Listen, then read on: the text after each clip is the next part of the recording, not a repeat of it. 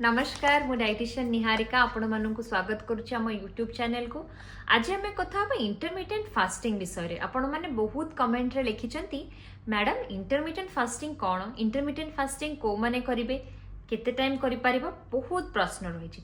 प्रथमे जानिबा intermittent fasting कौन और केते प्रकार। यह एक गोटे प्रकार फास्टिंग उपवास आमे करथाउ जो समय रे आमे आम शरीर रे जो एक्स्ट्रा फैट डिपोजिट हेकी रहिछि ताकू कंज्यूम करिबारे हमकु साहाय्य करे। फास्टिंग टा 5 प्रकार अछि, बहुत टाइम रिलेटेड फास्टिंग अछि। गोटे होछि 16:8, गोटे होछि 5:2, गोटे होछि ईट स्टॉप आउ ईट, आ गोटे होछि अल्टरनेटिव डे फास्टिंग, आ गोटे होछि ओमाड। ओमाड एबे बहुत ट्रेंडिंग रे अछि जोटा कि होछि 1 मील पर डे, गोटे दिन रे आपण केवल गोटे ही मील खाइबे। एवं 16:8 16 आवर्स आपणकर फास्टिंग विंडो माने से समय रे आपण किछि खाइबे नाही आ 8 घंटा आपण नॉर्मल खाइ परिबे। 16 आवर्स रे आपणकर स्लीप भी इंक्लूड रहउछि जेतेबेले आपण 7 रु 8 घंटा सोउचंती। एवं आउ गोटे रहउछि ईट स्टॉप एंड ईट, 24 घंटा आपण फास्टिंग करिवे, 24 आवर आपण फास्ट करिवे आउ ट्वाइस ए वीक नहले आपण 24 घंटा फास्ट करिके रखिबे। ए जो सब डिफरेंट टाइप्स ऑफ अछि एको हमें टाइप्स ऑफ इंटरमिटेंट फास्टिंग कहि थाउ। ओमाड रे जोटा मु कहली सेटा आजिकली बहुत बॉलीवुड सेलिब्रिटीज माने फॉलो करूचंती जोटा कि से दिन रे गोटे मील ही नउचंती आउ नउनांती।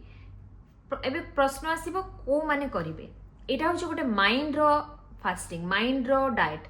बहुत जनकर जो माने ओवरवेट, जो मानकर बीएमआई ग्रेड 3 ऊपर थाए, जो माने बहुत ओबेस, तांको शरीर रे अधिक फैट स्टोर हेकी थाए, से माने जदि इंटरमिटेंट फास्टिंग करिवे तांको शरीर रे जो एक्स्ट्रा फैट डिपोजिट हेकी रहिछि से फैटा बर्न हेकी एनर्जी रे कन्वर्ट हबो एवं तांको एनर्जी दबो।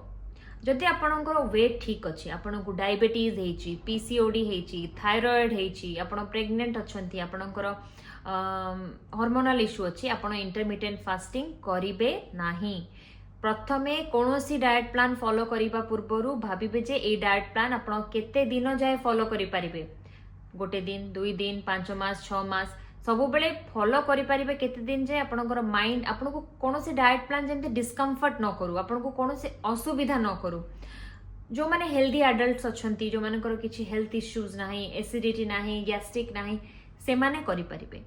एवं जोटा मु कहली आपण जदि ओवरवेट ताहले आपण करि परिबे। आशा करछि आपनको इंटरमिटेंट फास्टिंग विषय रे जहा डाउट थिला मु क्लियर करि पारिछि। जदि आपनको डायट दरकार हमर ऑफिशियल नंबर रे आपण मेसेज करिवे, आमे आपनको गाइड करिवु। आमे केवल Odia customise homemade diet plan provide करिथाउ।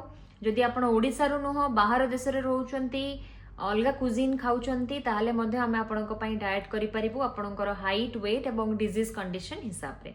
आम चैनल को सब्सक्राइब करिवे, लाइक करिवे एवं कमेंट रे जणेबे मु नेक्स्ट वीडियो आपण अनक पई को टॉपिक रे करिवे।